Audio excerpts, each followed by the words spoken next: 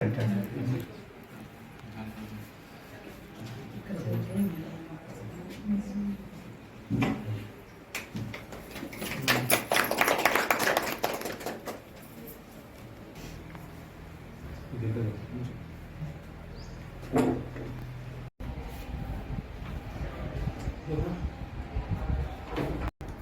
పేరు కృష్ణమూర్తి.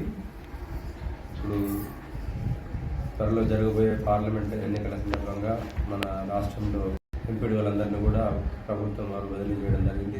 దాదాపు 395 మంది ఎంపీడీ వాళ్ళని బదిలీ చేశారు. దాంట్లో భాగంగా నేను వరంగల్ జిల్లా నుంచి ఇక్కడికి రావడం జరిగింది. ప్రస్తుతం నేను కమిషనర్ పంచాయతీ ఆఫీస్లో పనిచేస్తూ ఉన్నాను.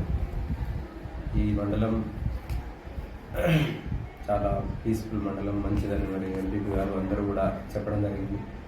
అదేవిధంగా భవిష్యత్తులో కూడా ఈ మండలానికి నా